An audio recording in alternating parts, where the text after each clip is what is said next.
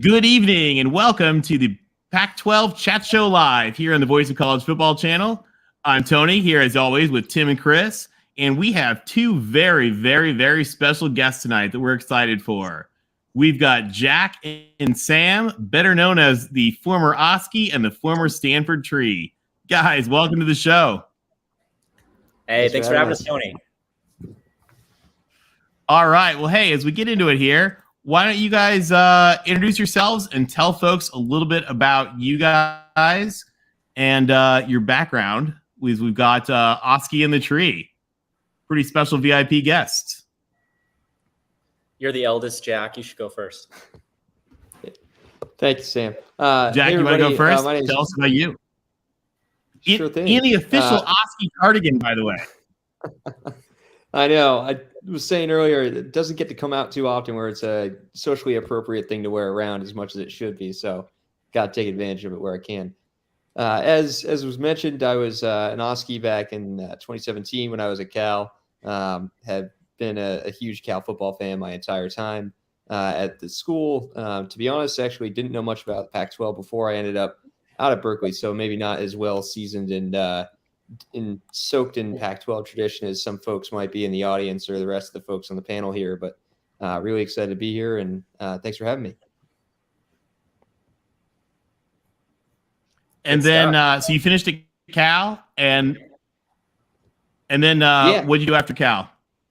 Because you just finished something interesting, I understand.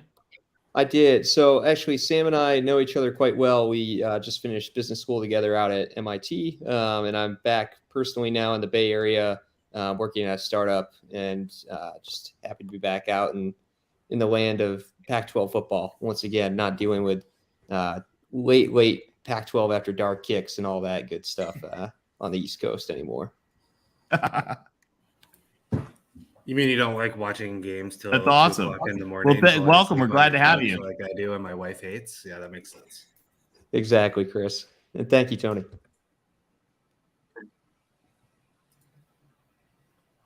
Great. I'll kick it off. All right, Mr. Tree. Thank you.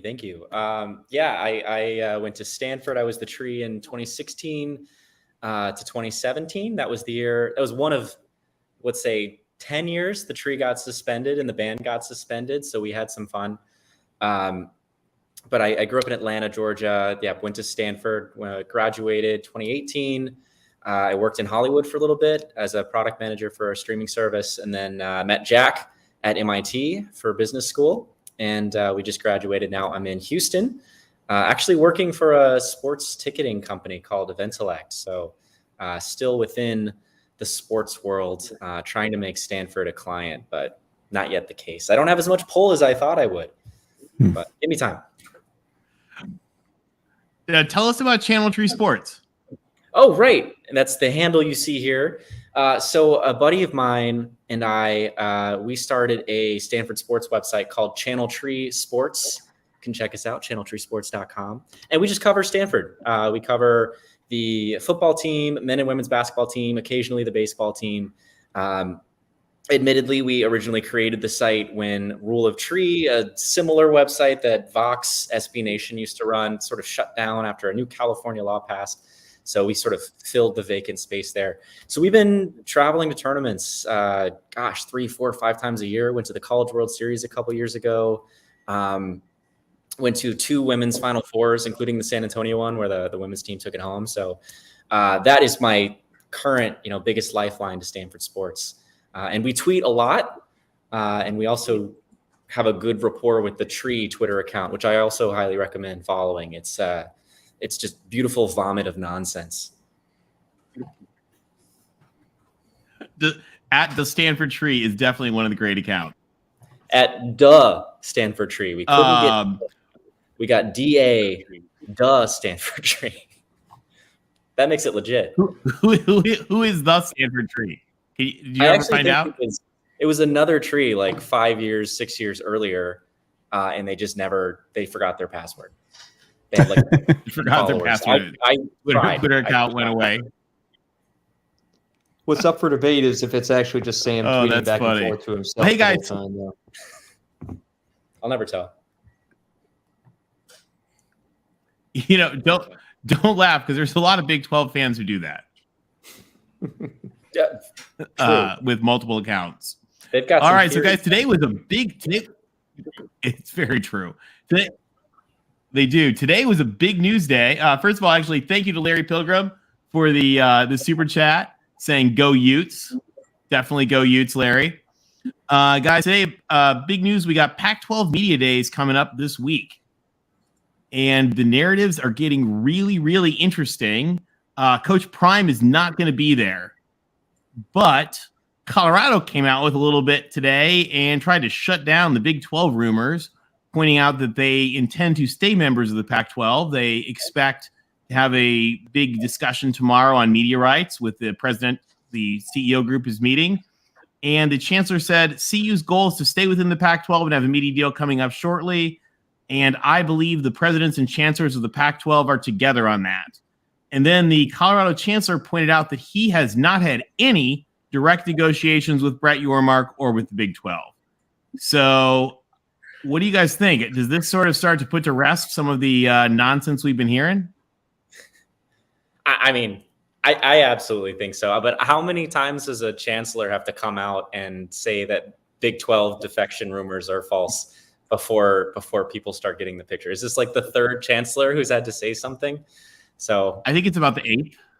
Yeah. Eighth, yeah. Including he's already said it before too. Yes, this is a repeat of an earlier statement. But I will say this: the statement says that we'll have a media deal shortly, and so that calls into question the veracity of the whole thing. What is shortly? That's what I'm saying. It's been a year. It's been a year, George. Crazy internet here tonight. It also just seems like the type of thing. Hey, what do you guys think about the? Have you guys? I don't know if you guys have seen. There are articles already questioning: is DeStefano lying? Oh, did you guys hear me? Yep. Yeah. Sorry, my internet is going haywire right now. All good. It seems like the type of thing that until it happens or until there's a media right deal, it'll be kind of continually caught in this like, will they, won't they? Everyone thinking. I feel like there's always going to be a corner of the internet that's speculating on it and wants to see it happen until something's inked. It might be a little more legally binding. Tony, what about the other big piece of news today? So go ahead, Chris. Sorry. I was going to say he can say whatever he wants to say as chancellor, but, you know, we all know it goes down at the super secret board meetings that they have every week and a half. Oh, yeah. Can't forget about those. It's true. All right. Other big news, as you guys know, Stanford's president, Mark Tessier-Levine, was part of the Pac-12's executive board. We've been saying on this show for quite some time, thanks to amazing reporting from the Stanford Daily, that we thought his days were numbered, and today they ended. So since we've got Channel 3 Sports here, what's up with the big news from Palo Alto? Yeah, Tony, I got to say, I've been watching this story for a while. Really excited that it happened. I grew up with, when I was at school, we had President Hennessy.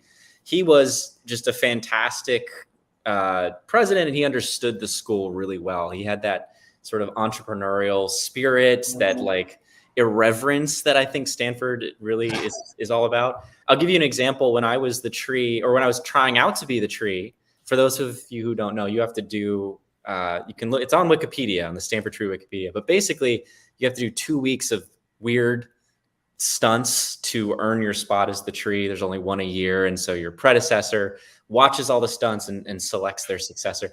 So one stunt I did was I buried myself in a pot for 48 hours in our open plaza. It was cold, but a blast.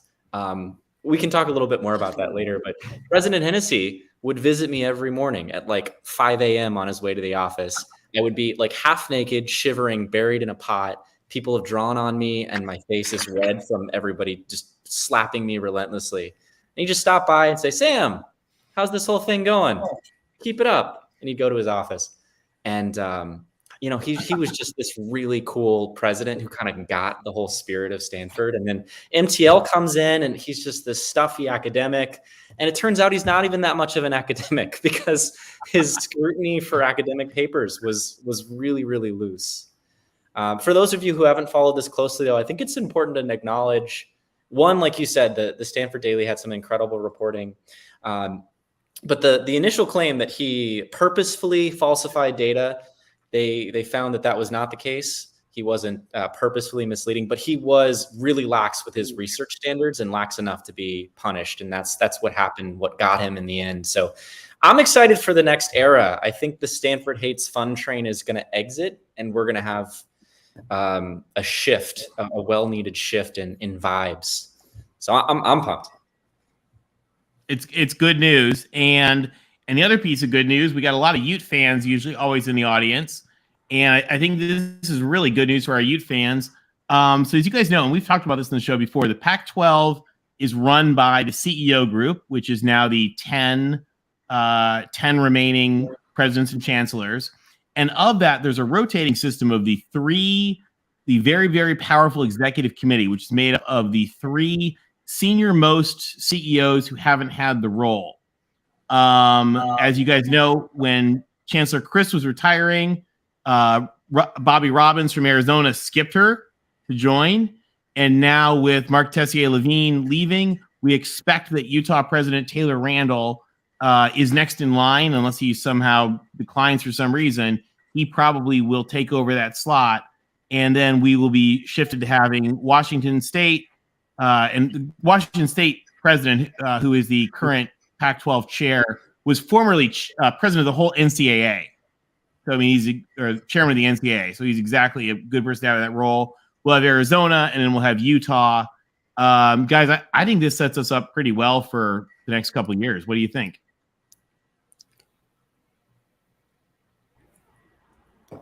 Oh, you, Jack, you take this one. Yeah, I mean, I think it's a great slate of schools to have in charge. I think really, like we were talking about too, just a unified front will be doing us pay dividends for the Pac-10, Pac-12, whatever it'll end up being. I think to your point, just the credibility of Schultz is really great. Nice to see Utah in there too, and just how much credibility and recognition the program's gotten lately to have their interests, I think helps strengthen the entire pack there. Definitely a little bummed to have Cal passed over, but I think everything that Chancellor Chris has done for the university internally at Cal is more than enough in our perspective to forego that opportunity in the CEO group for the moment here. Well, I mean, the whole conference was founded by Cal. So, and in fact, speaking of that, I don't know if you guys know, speaking of Cal, Dr. Seaborg, who was the Cal chancellor, who was the guy who founded the conference. Do you guys know, is he a character in Oppenheimer? Has anybody seen it yet? Has anybody seen previews of it yet? No? Comes out tomorrow. Okay, well, I'm curious because a bunch of the very core key founders of the PAC were really heavily involved with the Manhattan Project because the University of California ran that. I mean, Oppenheimer was a Cal professor. So it'll be interesting to see. We may have some football tie-ins. I'm going to try to see it this weekend, and we'll find out. There was quite a bit of shooting on it'll be kind of interesting. All right. Yeah, I heard they did a lot of shooting on campus. So that'll be kind of cool. But guys, all right. So now we have special guests here.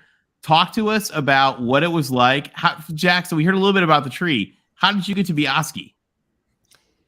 So unfortunately, I can't talk too much about this. We're not as public and open about our process as the tree is. We're not planting ourselves on campus for 48 hours, doing anything crazy like that. But I happened to know a couple of the right people and right place, right time sort of thing, and happened my way into it. But it was definitely one of the most memorable experiences I've had in my life. And I will always say that the best job I'll ever have, despite how much I may ever love a current job I'm in, it never gets better than dressing up and running around and being part of the game and the fans and everything like that. I know that's probably not super satisfying to talk about the process, but not something. Let me frame it a little bit differently for you, Jack. Tony, it's a secret club and you're not invited. It's like a very, right? It's like a society of sorts, right? That's all right. One way to put it. Yeah. What do students know? Is there only one OSKI at a time, or is there like a posse? The official phrase is there is only one OSKI. Okay. As far as what students know, I think it ranges. There are, as you've probably known across the internet, OSKI is beloved or feared by a lot of people for various reasons. But I think it's fairly disconnected from a lot of folks, and it tends to remain fairly in the shadows. What about what was it like being on the sidelines? So we're gonna go through the schools in just a minute, but do you have a favorite and a least favorite of the schools that you got to see? Yeah, I think for me, being around anything big game is just, there's nothing else like it. I would say either that or UCLA or SC. I think just between the California schools, there's so much energy and rivalry. Really friendship, but rivalry, I think, because everyone thinks they're so different, even though they're really more similar than they'd all would like to admit. It's such a unique atmosphere just to be involved in my opinion, and really think those are some of the most memorable ones, especially big games are, for us, I would say, pretty high stakes and high emotional commitment. And were you guys in any bowls when you were there? Did you get to go to any? Yeah, so I did not go to any bowls personally, so I missed out on that. When you were there, like egregiously bad. I became a Cal football fan through a 1-11 season, so I've always said it can't get much worse. It can only get one loss worse, to be specific. But definitely, we didn't get any bowls, although we did get like some fun on the road basketball games. Like I remember going up to Golden One Center when that first opened up for Sacramento Kings to do an opening game there against SDSU, which was a really cool experience. I think just a lot of those types of kind of showcase or more off the beaten path experiences. Sam, I'm sure you got similar stories. They're pretty unique and interesting situations to be in. Yeah, you really do find and yourself. the folks in the chat. Go ahead, Tom. Sorry. No, you go. What were you going to say? I was going to say to folks in the chat, and sorry, I have a weird internet lag. Jack is wearing the official OSKI cardigan. So to everybody joining us, that's pretty sweet. You got the official OSKI uniform. You do not get that very often. Hard to find. What about you, Sam? You went to some bowl games, didn't you? Yeah, so tree is a 1-year position. You get it. Typically, you become tree middle sophomore year, and you do it till middle of your junior year. Frankly, there really is only one tree. That's not like a fun little quote we throw out there. And so during that year, I mean, I calculated during football season, it was 40 hours a week of just events. You do everything the band does when you're tree. So that's football, men and women's basketball, and women's volleyball. And then anything you do on campus, any birthday party for some kid in Palo Alto, any parade, any community event. So you rack up the hours. And so you really only can handle 1 year academically. So we did go to a bowl game my year. I was the year after the Christian McCaffrey Rose Bowl. We made it to the Sun Bowl, so we fell quite a bit. But the band got suspended in December, so we actually didn't get to travel for it. With the band, I got to go to the Rose Bowl. If anybody remembers, Stanford did a FarmersOnly.com show against Iowa. We made a giant, very dumb-looking cow. I was the butt of that cow, if you're familiar. So I got up to shenanigans outside of the tree at bowl games for sure. But yeah, no, there were a lot of just fun, weird places you ended up finding yourself. I traveled with the women's basketball team on their Final Four run in 2017. And, they told us, hey guys, pack your bags. We're going to Manhattan. And we all screamed. And then they said, Kansas, Manhattan, Kansas, home of the Kansas State Wildcats. So went to Manhattan, Kansas for a couple games. We went to Lexington, Kentucky. I took all my exams from a Lexington hotel room. Went to Dallas. Those were some weird, interesting times. And then, of course, just any trip to USC when I've got fans pouring beer on me and threatening my life. It was exhilarating. Did we do that? Yeah. Sorry. Honestly, my favorite USC hatred tradition is when you guys play the national anthem and at our field or at your field, your trumpet players will put their middle finger up as they walk by us, just like the pettiest thing during the national anthem, every time without fail. It's I don't know, it's the spice of life. It's the spice of life. Is it good question from Gixer Squid asking, is the tree how is the tree selected? Is it an election? Because you plant yourself, and we heard from Jordan last year about his process. Like how does that work? We know OSKI's secret, but you guys have a little bit of a little bit more of an open process. I think the processes really reflect the spirits of the schools. OSKI's is this like gross government bureaucracy, and all of the truth behind it is buried in layers of useless bureaucrat, paperwork. Whereas the tree is something invented by students. Yeah, take that, Cal.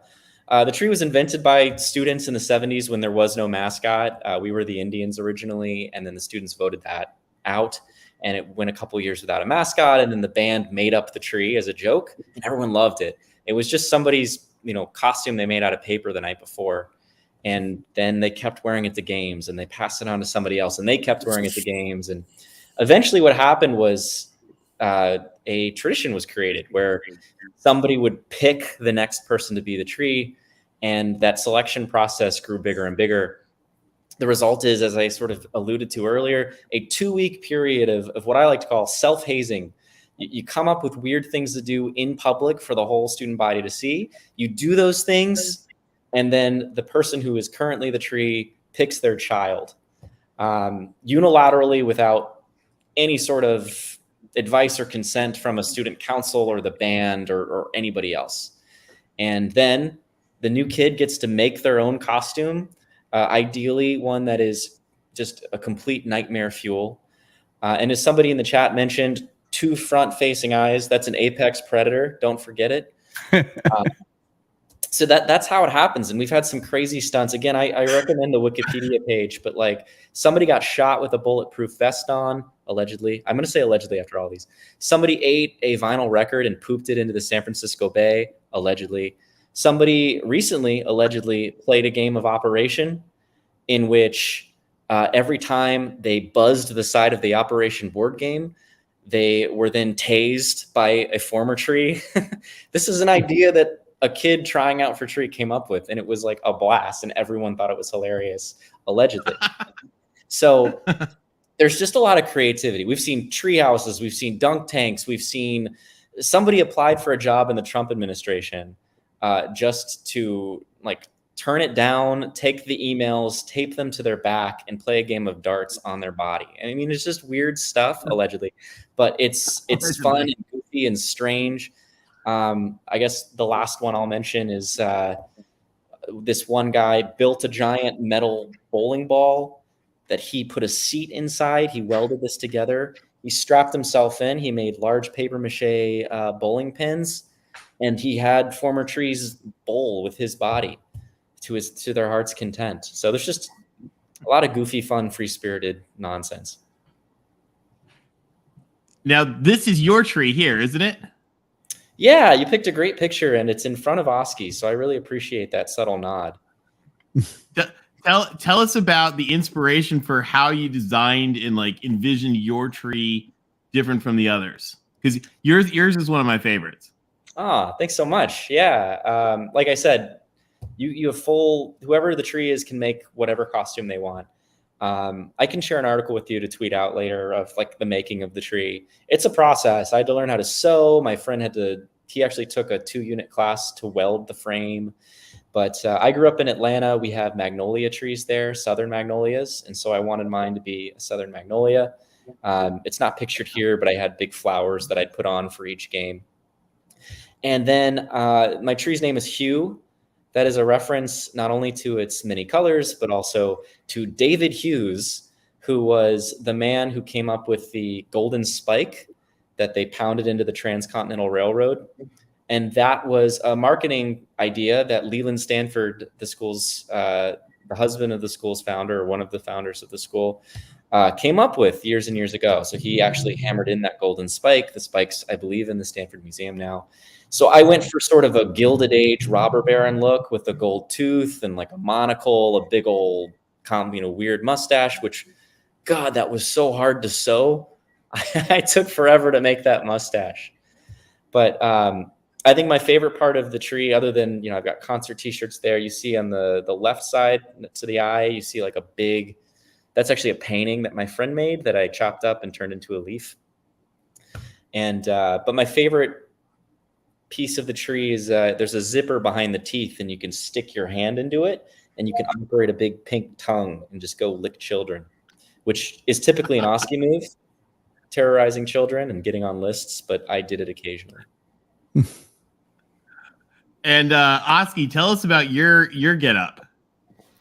Yeah, so I mean, pretty standard year over year. I mean, I think the face and the head has been, God, it's got to be at least like 30 plus years. It's been pretty much the exact same thing. Oh, it's older than that, I think, isn't it?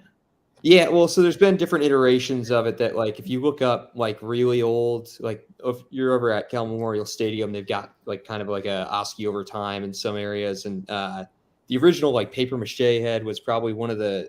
Sam wants to talk about nightmare fuel. That's probably like whatever people were doing back in like the 30s, 40s. Like there was some crazy stuff going on with what they were making for mascots. But yeah, I'd say it's kind of what you see is what you get. You got a cardigan, some pants, and some gloves, the hat, or the head rather. I think the fun thing, like Sam mentioned, he had a big pink tongue. We have there's a little hole in the eye where we use to drink water because it gets pretty hot in there. And Water. Obviously, that straw could be used for a lot of things, but we ever only used it for water. So. I've been to some alumni events and I've seen other things drank through that straw other than water. Yeah, well, you know, like how you have like Noon or all those other like hydration drinks that change the colors of the liquid you're drinking now. It's really just colored water, some other flavoring in there sometimes, but no, it's a good time. Some really big shoes too. Yeah, you do have the big. We don't have the big shoes in here.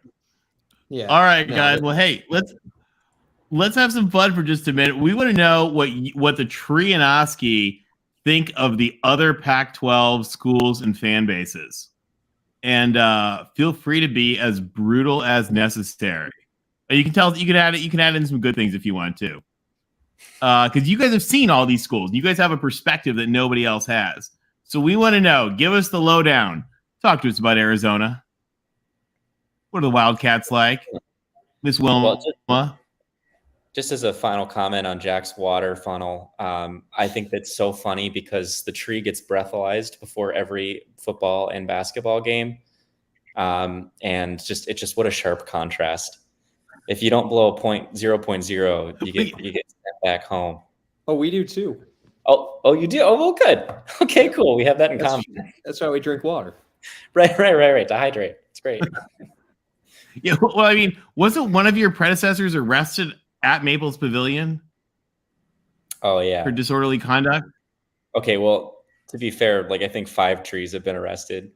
One at the Fiesta Bowl for shooting a firework at a woman, but the one you're thinking of, Erin Lashnitz, who's now a veterinarian, she blew a .16 while on the field, on the court, and stealing cow banners and signs from students, and then got arrested on the court. That's amazing. Good stuff. Erin, you're great. Big fan. She's an icon. That's awesome. Yeah. 52 Labs asking, can we ask questions? Sure, guys. If you have questions, chime them in the chat. We'll try to get them up to you. If you do a super chat, we'll make sure that they get them. We'll try to get them to them. But first of all right. So what do you guys think? What about Arizona? So my personal opinion, best mascot threesome potential between Wilbur and Wilma. That's my first thought right off the bat. There is good potential there. Their dance team's the best in the pack. I've been to like 6 Pac-12 basketball tournaments. Their dance team is fire, other than the Stanford Dollies, of course. But and then their fan base travels for basketball like no other. They are like some of the most loud and obnoxious basketball fans I've ever had to deal with. That's my memory of them. What about you, Jack? Yeah, I would emphasize the loud and just kind of, I don't want to say crazy, but definitely like they get rowdy for sure. I don't know what it is about Arizona, the state, but between them and ASU, there's always some voodoo magic going on. So I don't know quite what their fan bases are doing, but whenever people go in town for basketball or football games, it seems like they've got something crazy that the rest of us don't quite have figured out. Little scary to me. What about ASU? Sparky is near and dear to my heart after holding up the Stanford Hates Fun banner with the previous tree, Jordan, who was on the show. And then he was after that on Wheel of Fortune. Watch Wheel of Fortune. Check him out. Did he win? I didn't see the episode. I haven't seen it yet myself. I'm plugging it. I want to see it. I'm a fraud. But no, ASU fans, I'd say very similar, but like a little bit more ratchet than the Arizona fans. Like they go a little bit harder. They drink a little bit more. They're a little bit gruffer and rougher around the edges. That's my vibe. And they've offered me the most drinks of any franchise while I've been in the costume. So can't go wrong. All right. You can't go wrong with that. That's interesting to hear you say that they seem gruffer to you. I would actually flip-flop that between the two. I feel like Arizona, U of A has always been like rowdier and going a little harder whenever I've run into them. But I'd say they're pretty neck and neck. Similar, like Sam was saying, definitely some similar energy for sure. All right. What about Cal fans from the Stanford perspective? I got to say, like, we're more similar than we are different. As much crap as I've been giving Jack, and we'll continue to give him through the rest of our storied friendship. Big Game is so fun. Stanford has like a musical, a 2.5-hour original musical we write every single year, just trashing Berkeley. And I was in it my senior year. I played OSKI the Bear in it. The fun irony of it. There's so much pageantry in Big Game Week. It is such a blast. But at the end of the day, the students at Cal and the students at Stanford are, basically the same. And so, I mean, maybe fewer chandeliers at their tailgate, but like that's sort of the under the hood belief about Cal. What do you think, Jack? I think I'm sorry, go ahead. Oh, no. You're good, Tony. Go for it. I was going to say that's one of the really neat things I think about the Pac-12 is that everyone's in, except for Colorado and Utah, who are sort of forced together. Everyone else is in pairs of rivals, and as much as they are your arch rival, all of the pairs have a lot in common. Great point. And it's why I always refer to UCLA sometimes as our partners in crime. There are nemesis. They're more of like a nemesis than like a hated enemy, except for that week when they are a hated enemy. But in general, like you have a lot in common. They really are kind of a nemesis. Well, we got a question here from NorCal Matt. NorCal Matt, thanks for helping support Mark and the channel. He wants to know, as it pops up, have you lived up to the 1986 band? My dad dragged me to the 86 Big Game just to see what they would do. Of course, Cal won. Is the 86 band in?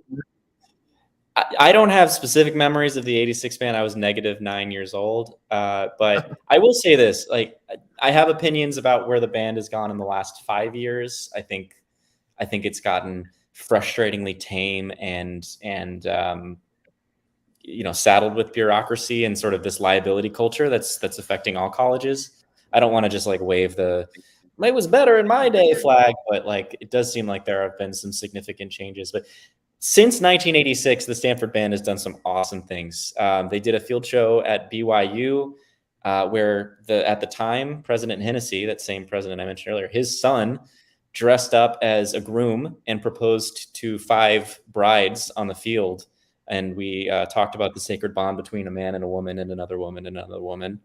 The polygamy show infamously got us banned from BYU.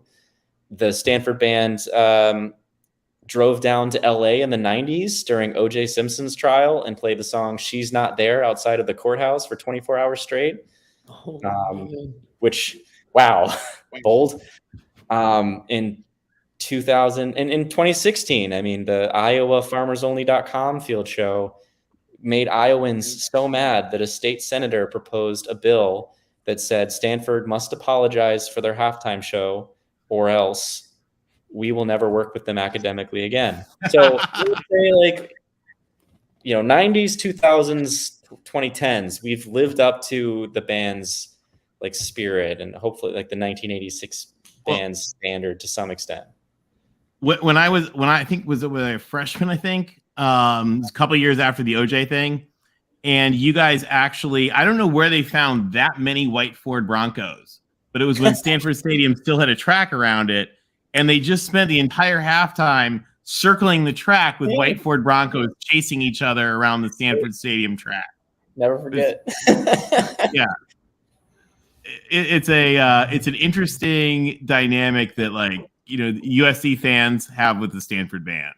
Right, I don't know if you guys know this. Rice introduced themselves as in the Coliseum performing during the performance as saying, they call themselves the Mob, the Marching Owl Band, and they said, "We're just like the Stanford band, but with a little bit of class." Oh, sure. And we That's laugh. not too hard. Yeah. What about moving on just a little bit here? What about Colorado? Did you guys both had Colorado in the conference when you were there? Yep. Did you meet Ralphie? Did meet Ralphie, which was a pretty cool experience. I mean, that thing, it's just, I think that's one of the coolest things to still have live mascots, especially, I mean, Dubs is cool, but when you have a real live animal of that size, it's pretty wild to see. We have a live tree also, so. Yeah, Separate. But they're pretty. I think Colorado is pretty fun. I think a lot of the people I know who went there ended up being like California kids who were just kind of going away, and they partied pretty hard, less so with alcohol and more so with other stuff, in my understanding. But Water. they're it's pretty cool. I mean, pretty fun place. I think that beautiful spot too. Actually, one of my favorite Pac-12 stadiums. That anecdotally as well, just with the Flatirons right there. It's a fun spot. Yeah, love Colorado. Ralphie's great. Would ride to extinction if I was allowed. Yeah, I think SCO Buffs is second place, only to Go Beavs for Pac-12 slogans. Big fan of their marching band too. They sound real good. Nice. That's what I got. What about the Ducks?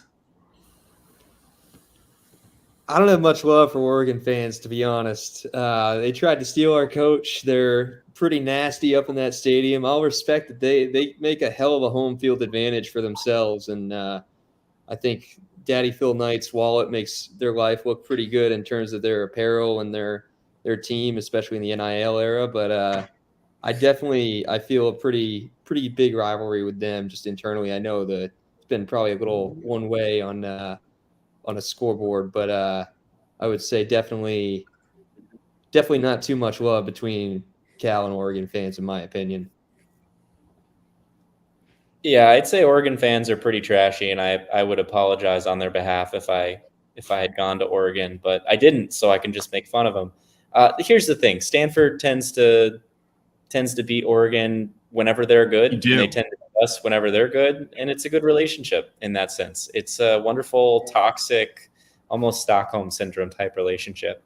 I think my biggest gripe, though, is I think the people who are the Duck mascots, they take themselves a little too seriously. And it's like, you're a mascot. I know you're a good one, but you're just a copyright infringement of Disney. Let's be honest. And then secondly, I don't know if you've seen their campus, but like they spent $2 whole on the academic campus and 80 trillion, countries' GDPs on the athletic campus. And it is such a gross mismanagement of like the mission of a university that it's kind of vomit inducing. So that's my take. Also, their Twitter's lackluster. Tim, what do you think about the Ducks? Fans, it's annoying. I'm trying to behave. Yeah, there's no good That's about present. as duck as you can get right there. I'm not saying a word. Go for it, Tim. Let the hate flow through you. It's I great. think he nailed it very apropos that where their money goes is clearly to help the student athlete, the athlete, not the student athlete part of that. I'd love to see the work they've done on the campus. So they always tell us how beautiful it is up there, but that's not what I hear. So. All right. On another note, very different. What do we think about the Beavs? Let's go Beavs. Go Beaver. Go Beavs. Go Beavs. Is there anyone who doesn't like the Beavs on some They're level? great. I think they're hard not Did to you guys like. Did you guys get to meet Benny and Bernice?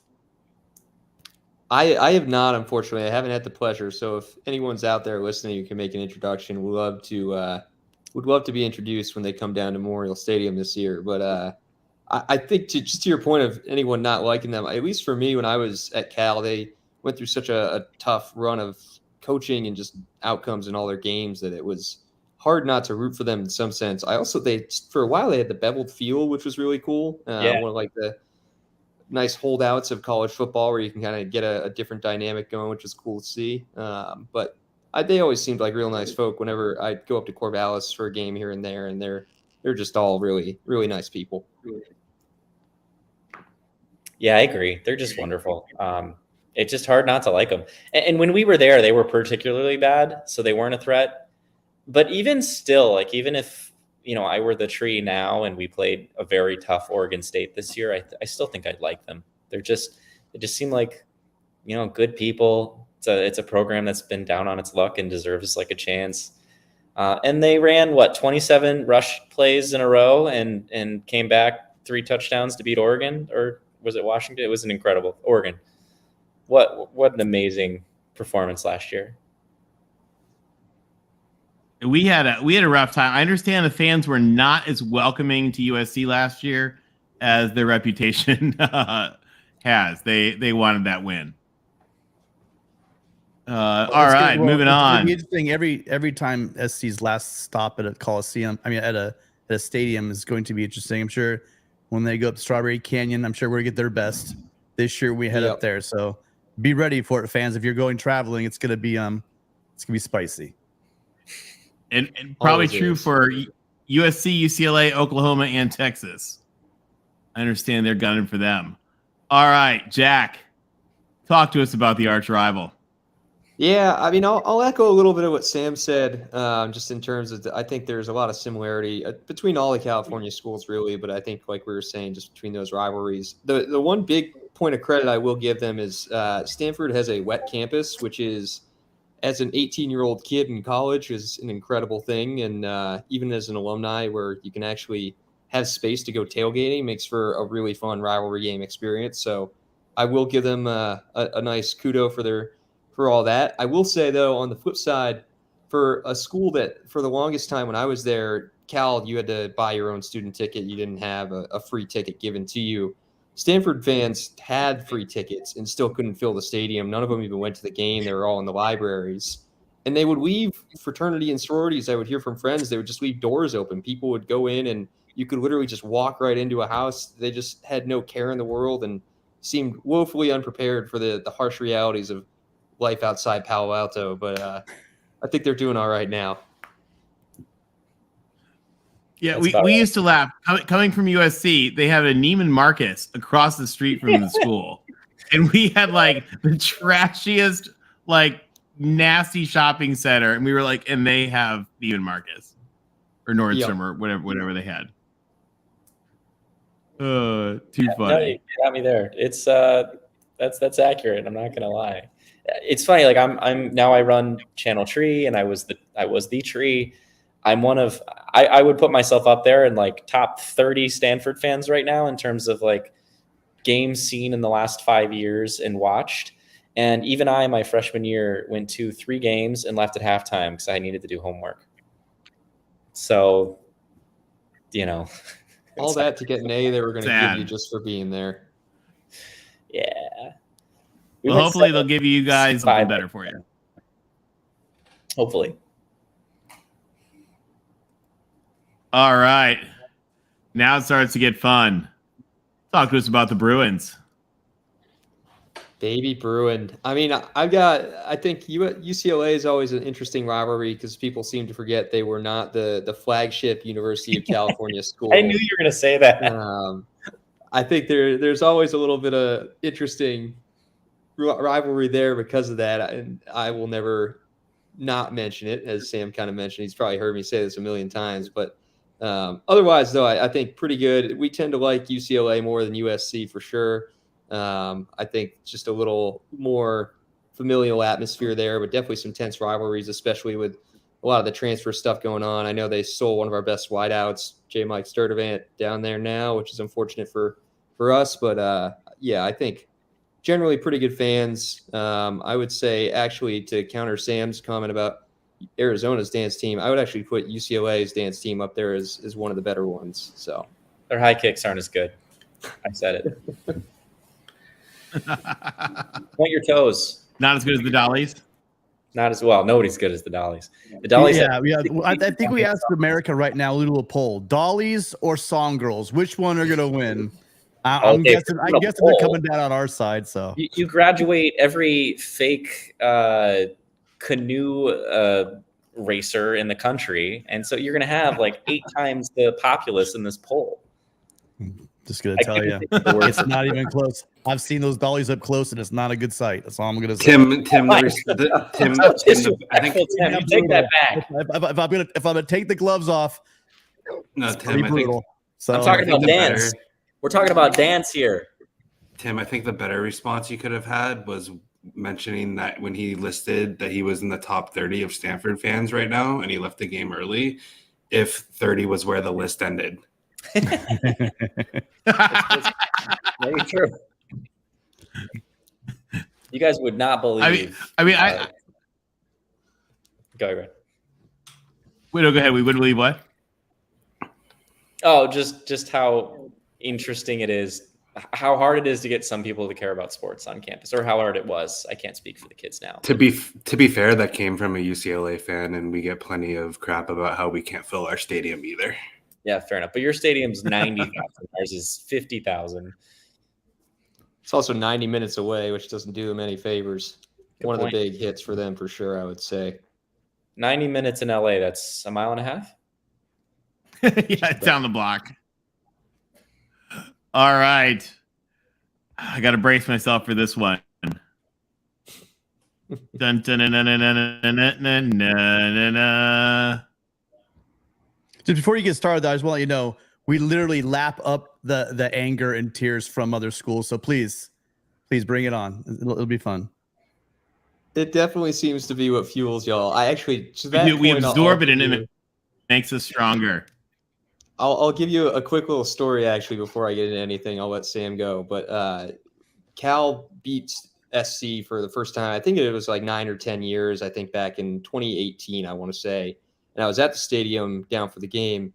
And after having been so long since we'd finally pulled out a victory in the series, we were super excited. And I was kind of hoping to like see a sad SC fan or two and kind of rub it in that like Clay Helton was still around. Things weren't going too great. We were feeling pretty good about ourselves. And every SC fan was so damn gracious to me. The fact that we had finally won a game, it made it even worse. So I'll let Sam share his feelings, but just to your point of the fueling the hatred, even when things don't go well for y'all, you can't even give us a little bit of something. Magnanimous even in defeat. I think that should be our slogan. Well, during the Clay Helton years, there was a lot of defeat. Like, yeah. There's also, I think, a little bit of PTSD. We didn't know what was going on. They were probably happy. They probably thought this was one loss closer to a new coach. So maybe that's why they were so giddy. The Cal basketball approach. Yeah, exactly. The Mark Fox approach. We won 4 games 2 years ago, and one of those games was USC, and we got Clay Helton fired, and that was such a Pyrrhic victory. I loved Clay Helton. He was a brother to me, family even. I want to name my son Helton after him. And the L in his name really spells it all, you know? Yeah, USC, I don't know. I don't really think about him. So I'm just going Even better. All right. What about the Utes? The new kids on the block. Winning games, going to Rose Bowls. I got nothing but love for Utah, which I don't know if I'm allowed to say that, but I've been a big fan of just everything they're doing out in that program. I think it's really cool to see what they're doing. I don't really think anyone dislikes them in the Pac. I don't know. Like you said, there's kind of not a native rivalry there. And I've always been of the opinion that Pac-12 will continue to consume itself and prevent ourselves from ever doing anything successful, because as soon as someone gets a little far out, like they might finally climb out of the cage, someone grabs their foot and yanks them right back down. Baby. So I think they're just kind of they're really exciting to watch. It's been fun to see him, especially Cam Rising. It's been cool to see the way he's been playing the last few seasons and coming back to support the team still, not just leaving. On that note, there was a fake like BYU Twitter account that was trying to harass me with some stuff. And I laughed. I was like, they were like, oh, I went to Stanford, blah, blah, blah. And I just saw, like, I looked at their past tweets and all they did was rip on Utah. I was like, oh, you didn't go to Stanford. It's a BYU account. Nobody from Stanford hates Utah that much. Nobody from Stanford cares about sports enough to hate another team other than maybe USC. It's true. It's true. That's funny. Swoop, really like just bad mascot design. It's not related at all it doesn't seem related to the team or the state. I really have issues with Swoop as a concept. I mean, I'm glad they don't have an Indian out there, but Swoop is just a bad plugin. Let's get our smartest people fixing that. But no, I'm similar to Jack. Nothing but love for Utah. I root for them every year when they play BYU in the Holy War. I don't know why I have beef with BYU. Maybe because their fans are horrible on Twitter. But and then I'll say this too: their Rose Bowl helmets and uniforms were some of the coolest and cleanest I've ever seen. What's a Rose Bowl? Look good. Oh, sorry, you haven't heard of one of those. Jack, since the 50s. Jack, it was before your time, maybe, I think, but it's the thing Mac Brown stole from you, and you should hate Texas for the rest of your life. Already do. Well, and actually, yeah, because you guys haven't gone. I mean, your chancellor was the Nobel Prize winning discoverer of plutonium last time you went, who might be a character in Oppenheimer.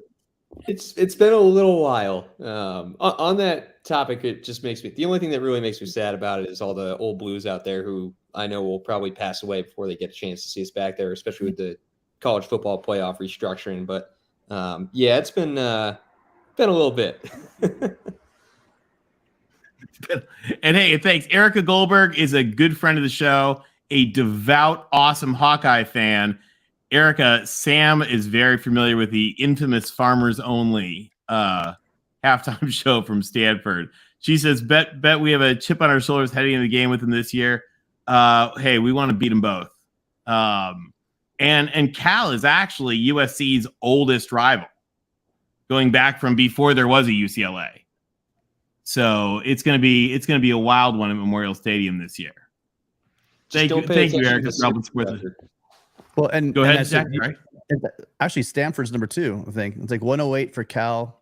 Stanford's like 102, and then it's UCLA that comes in third. Wow. For the number of games we played. But by the way, Erica, go Hawks! And you know what the thing is when we do play everyone this year, it's really gonna be like, I feel bad. It's like we're like the parents leaving our children behind. There's a level of like, I'm worried about them as we leave the Pac-12. I'm sure they'll be fine on their own. Oh my God. Hey, we got an awesome super chat here. Gixxer Squid, who's an awesome USC alum. Thank you so much, Gixxer Squid. This is a huge help for the channel. Mark sends his thanks too, I'm sure. This is a great question, guys. He says, what advice do you guys have for future mascots? And Gixxer Squid, thank you. We appreciate having you in the community. And thank you for rescuing me from this parent metaphor that was so poorly constructed and thrown in my face. I'm glad we've left that in the past. I think the tree is unique in a lot of ways. To become it, you've got to thoroughly embarrass yourself. But with that embarrassment comes this really awesome sort of self-discovery. What are your boundaries? What ways what talents do you have? What ways can you be charismatic? And you can sort of define what that looks like and means through your stunts. And what you arrive at is just what is like the most uninhibited version of yourself. And I think a mascot is best when they are just unapologetically shameless, especially with the tree. And it's this drunken tornado of silly, weird, goofy dancing. It is hypnotically ugly. And, I loved embracing that spirit and finding it within myself, and then using that sort of freedom that you find to make other people feel free and willing to deconstruct reality a little bit and live in this fantasy world. So my advice to other mascots really is just, take this license to break the rules, and really run with it. And if you can do that and really stay in the moment and share that with other people, and you're going to be a great mascot. No, I think Sam put it well. I would just echo really the idea of just pushing the envelope as much as possible. Obviously, like we talked about, a lot of schools and times have changed, and not to get on a soapbox again about how different schools are now versus 5 years ago, 10 years ago, 20 years ago. But as much as you're able to kind of carve out a place of defiance in the role of your university and really capitalize on that and really bring that joy and excitement and unpredictability to students and to the athletics and to birthday parties, to whatever event you may be at, just really trying to make people enjoy and love the university a little more through your actions, and just have some serious fun with it, because it is kind of this unique hall pass to do pretty much whatever you want, have carte blanche. And even if you do something pretty crazy, no one's really going to get that mad at you, even at the school. I mean, I think pretty much every university too will have a couple alumni who will line up and foot the bill on any lawyers needed to get you out of any serious things. I know Cal always had a couple of law alumni who were willing to do pretty much anything for whatever OSKI did down at a big game. You had people willing to bail you out at a moment's notice or defend you in court. So really just find the people you can to support you, but just push the limits and really enjoy it. That's awesome. Well, hey, thank you guys. And Gixxer Squid, thank you again so much for that. We really appreciate that. And Slap Happy, thank you for the super sticker. We appreciate that too. All right, moving on, guys. Heading up to the Great North, as my computer's being slow here.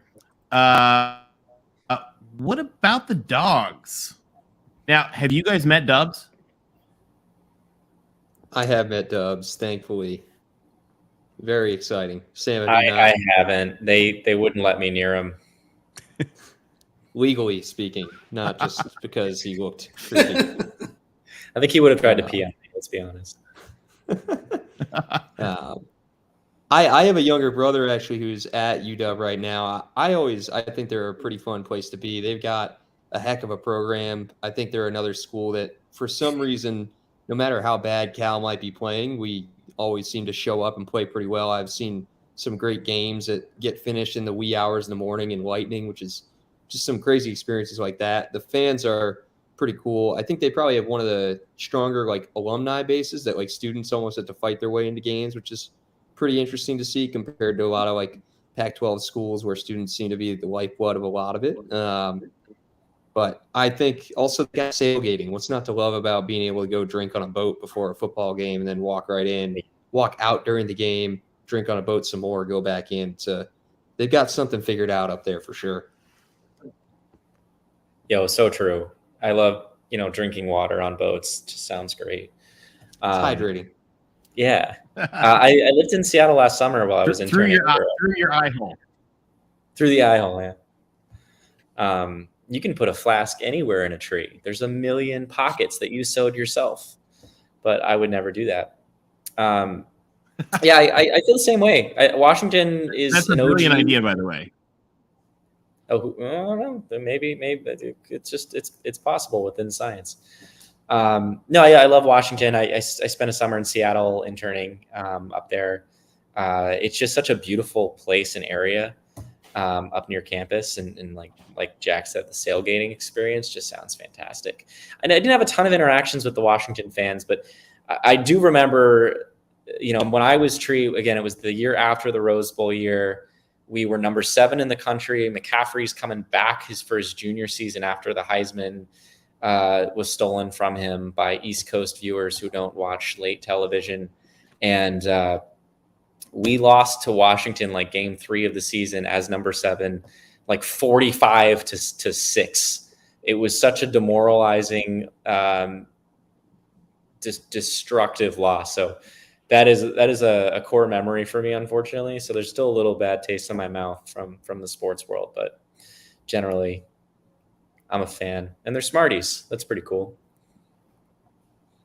Dubs is awesome. I want to meet Dubs someday. And thank you to Sergeant Pickles chiming with a bow down to Washington.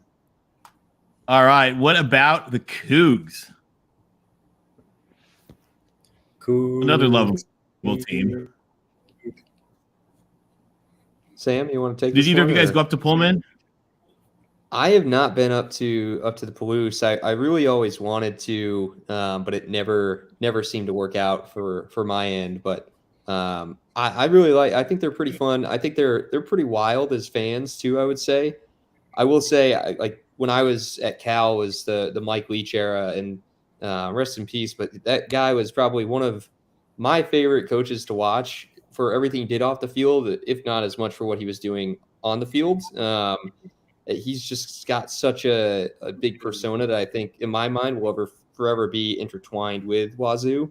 But their fans always seemed like a pretty rowdy bunch. And I don't know what you really do up in Pullman aside from drink and watch college football. So maybe that's what they're always so excited about, why they showed up in such force and everything. But they always seemed like an all right bunch to me.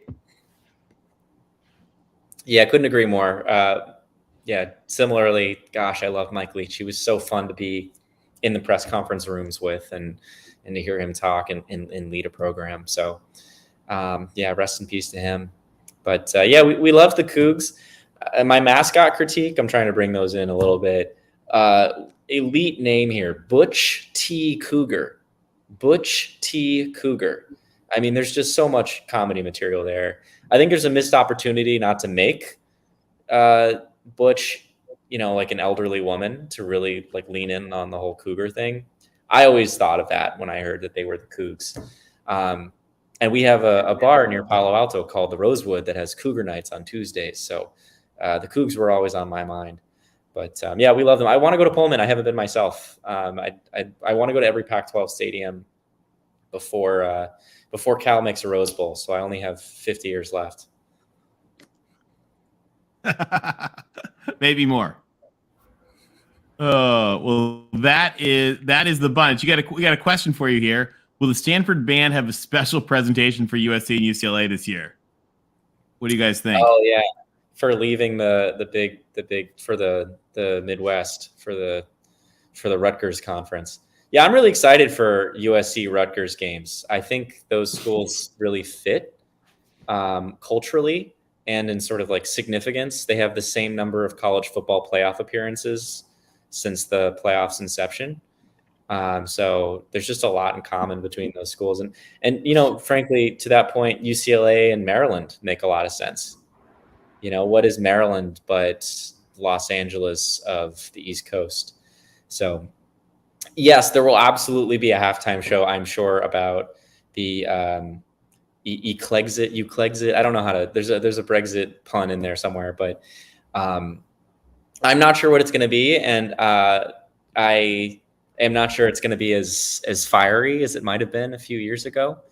But at the end of the day, you've got 2 deadbeat parents leaving this wonderful family, and sometimes it's better. Well, at some point, you just got to let the kids grow up on their own. You can only do so much for a conference before you just got to let them stand on their own 2 feet. We've carried you guys for a number of years. It's time for you guys to show us what you can do on your own. No, it's a great point. That's why USC has been a national title contender every year since 2007. And that's why UCLA is the flagship program of California. I mean, they are the first school ever invented on the West Coast, I believe. So really, really exciting programs. I think of it like a mother bird. All right, we got to pushing get a birds. Yeah, I'll stop. Sorry. I love it. I'm trying to behave. All right, I'm we good. got Giggs. I love this. This is a riot. This is a riot for us. Giggs or Squid has a question, actually a serious question. And Sam, I saw some of your tweets when this happened.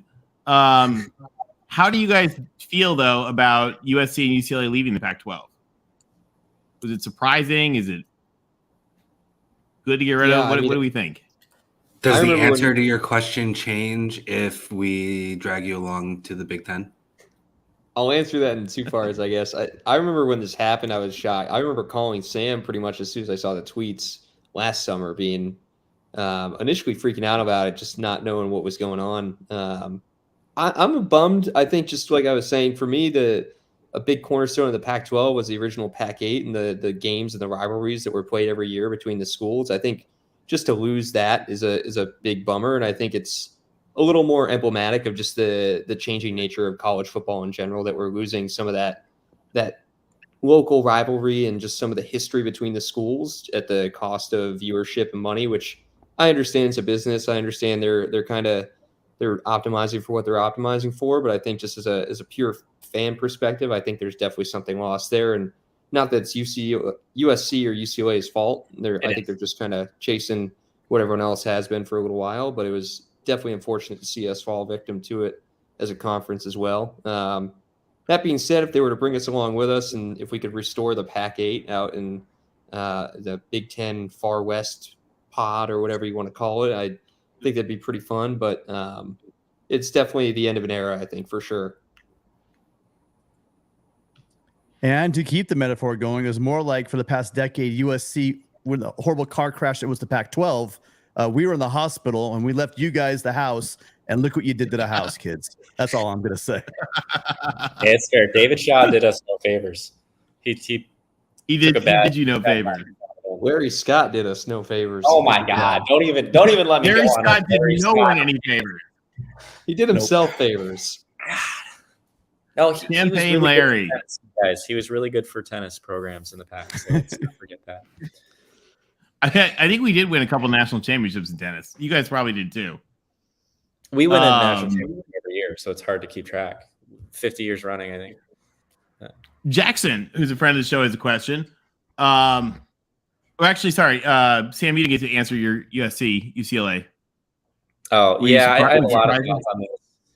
You probably saw both. I was sending my thoughts to the current tree for them to tweet off the tree account, and then also from Channel Tree. But I think it's horrible for college football. It's a money grab from the Big Ten, and who's owned by Fox, owned basically from the media rights deal perspective, and the SEC owned by ESPN. They just want to expand with the big programs, destroy these like local rivalries that have been around for 100 years. And it's just sad. It's just sad. I mean, I think one of the things that makes college football so great is you have Washington State versus Washington, that you have some of these like smaller athletic programs getting this local rivalry that contributes to this like 100-year oral tradition and folk legend. And we are tearing that up for like a 5% increase in viewership on ESPN. I actually don't want Stanford to get pulled to the Big Ten. It's been talked about as like a package with Notre Dame. I'd love to be associated with Notre Dame. They're fun to play every year. But like at the end of the day, the only way I want to go to the Big Ten is if the entire pack does, and then they just shove us over into the West, and then the championship game between the East and the West is just the Rose Bowl game that we used to have. For me, that's like the best case scenario for realignment. But generally, kind of fun. It'd be cool. We'd preserve the Rose Bowl because its sanctity is being lost. I really hate the move. I hate Texas and Oklahoma going and bolting to the SEC. No, I don't care about, Maryland, Illinois. I grew up an Illinois fan, and I liked the Big Ten growing up. My parents both went to Illinois, and when Maryland and Rutgers joined, I was like, this doesn't make any sense, but it was done for the New York media market. And anyways, I think it's bad for the sport. I also think there's like a really clear resolution to this if like the NCAA could just become a more powerful organization and just create schedules that that don't have to be dictated by two competing media companies. But that's all I got for now. I like it. A question for Jack up there. What was it like celebrating? Well, I guess both of you guys, because it was both of you. Were you guys part of it all, or get to see it all? The celebrations of the 40th anniversary of the band is on the field. Yeah, so I was there for that, and then I mean, just seeing. I mean, there was a whole bunch of fanfare and excitement around campuses. I think just across different events that went on leading up to big game week that usually did, but I think they were particularly more loaded last year with the anniversary. I think it's one of the coolest things in college football. That whole play is just super exciting. I mean, just seeing all the fanfare around it was really cool. But being able to see people like Joe Starkey, the announcer who went through, was calling the play, seeing all the people and the players who are on the field come back for some moments on campus, talking to folks at different events, was really cool just to see all that kind of lived out for something that what seems like by the quality of video could have been shot God knows how many years ago, but really, I mean, 40 years wasn't too long. So, I mean, I thought it was great, and it was capped off with the rightful way that the 40th anniversary should have ended, which is with Cal winning over Stanford at home. So no complaints from me about that whole situation. The axe went home. Did. Stayed. I mean, his knee was down. Can we talk about it? And there were two laterals. Watching the footage, I have never been more like enraged, because like that was the origin of Pac-12 refs, right? What was Mothershed there? Yeah, they had exactly 12 brain cells operating during that game, and 2 of them left for the Big Ten, and it was just absolute nonsense. His knee was down. The videos confirmed it. I don't know why we bring this up every year. Good win for old Stanny. It's true. Hey, I know we're running on time. Do you guys have a minute? Can we throw it open to some calls for if anybody wants to call in? Yeah, sure thing. And ask questions. All right. So if you have a question for OSKI or the Tree, give us a buzz. We'll put the link in the chat right now. Let me do that real quick, and or you can just use the QR code on the screen. Let me put in the call-in link. Or Tim, is the phone on or is the phone not on? No, I wasn't. It might take a second to turn it on, but okay. Don't worry about the phone. Don't use the phone, guys. Don't use the phone. The phone's not on. Oh, we got it there. But yeah, we just put the call in the chat. If you guys have questions, Chris, if you can pass that on to a special caller. Yeah, no. If the phone's not working, then don't worry about it. I can ask by proxy. No, don't worry about it. The call's not going to go down. But I'll ask a question for OSKI while we wait to see if anybody else has some good questions. So I want to start off that I'm speaking on behalf of other Cal voices, but I think that there are a lot of people that misunderstand OSKI and his vibe.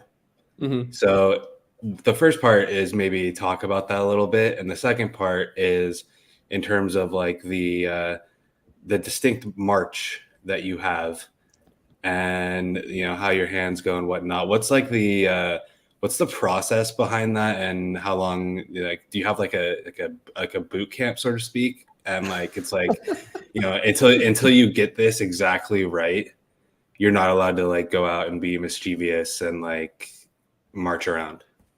Exactly. Yeah, no. So the way you actually get picked as OSKI is they just find the kid that has the weirdest walk. That's actually how I walk every day. It's a little unfortunate because it takes me a little while to get places, but no. As far as like the nature, I mean, so OSKI, it's kind of funny. So if you ever see the sweater, there's these 2 stripes, which is kind of more like a retro thing back to when these types of cardigans were more common. You'd have a stripe for each year. So OSKI is known to be the eternal sophomore, is kind of the joke. And so it kind of has that sophomoric nature and personality, like a little bit kind of like cheeky and coy, kind of playing games, doesn't take anything too seriously, but also is like still figuring a lot of things out, like kind of the classic college sophomore is the idea behind OSKI. As far as just the walk and everything, I think that's definitely you get coached through it a little bit, I would say. It's not as bad as it looks. I think a lot of it is kind of the suit itself takes care of some of the cumbersomeness and the awkwardness to walk. And frankly, the lack of visibility that I would have just from like my eyes down was hard to see, which is why, depending on, like, people try and hand you a baby sometimes for a photo. And one of the last things you want, Sam and I can attest to this because we did some moonlighting while at MIT in the beaver mascot there. And it's very difficult to see just about anything. You don't want to be holding someone's precious child. All that to say that awkwardness of the suit making it hard to see kind of actually makes it more intuitive to almost step oddly like that, where you're kind of tiptoeing around just so you actually know where you're going and not wandering yourself off a cliff or a staircase or something like that on accident. But all right, we have a couple callers. We've got Gixer Squid. Hey, thanks for helping support the show tonight, and welcome. You are on with OSKI in the Tree. OSKI Tree, my pleasure. Thank you. I'm currently bowing at home, so I appreciate all you do. Quick question, just to follow up. I know earlier we asked like what the selection process was, but selfishly, as student body president, class president, I want to know what inspired you to apply for this role, because it's just a unique position. So I just want to know what invoked you to want to serve and do this, because here you are today. We got Tony, we got Tim, and you're up for ridicule. You're up for inspiration, trimming trees. I just want to know what inspired you to want to do this. It's a great question.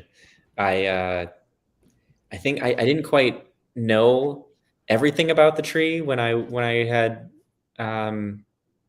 decided to go to Stanford. I think the Facebook post I made where I chose Stanford, I used a picture of the tree, which was prescient, I guess, at the time. But later I just kind of found out my freshman year that the tree was supposed to be this like crazy, wild, weird person who was unfettered by the rules of society. And I grew up, I went to a small Christian school in Georgia. And then suddenly I'm in the Bay Area in California, and I'm just meeting all of these new, unique, completely different non-Southern people. And I really had sort of an identity question I was facing.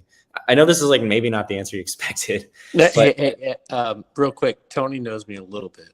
As someone that went to a small Christian school, it resonates with me. So continue, please. Yeah, I mean, there's just something about going to a place with just an insanely different group of people, people from other countries, people who are similar to you academically, but completely different from you socially and in their beliefs and in their practices and their religions. It was just interesting, and it was a culture shock. And so I was really just trying to figure out who I was. And in that exploration, I always kept coming up against my own like rules that I had created, when I was younger. And the tree really attracted me was attractive to me because it was this opportunity to like say, hey, you know what, all those rules I have, let's screw them. And let's just see what it's like to live completely freely and have, as I said earlier, like this license to do whatever. To be irreverent, to fight authority, and to be ridiculous. And also, I was like a really horrible theater kid. So those two things came hand in hand. And so Tree just made sense to me. I think that the most memorable part of that whole response to me was where Sam said he would found trees attractive. I think for me, I would say I was... Dendrophile. Yeah.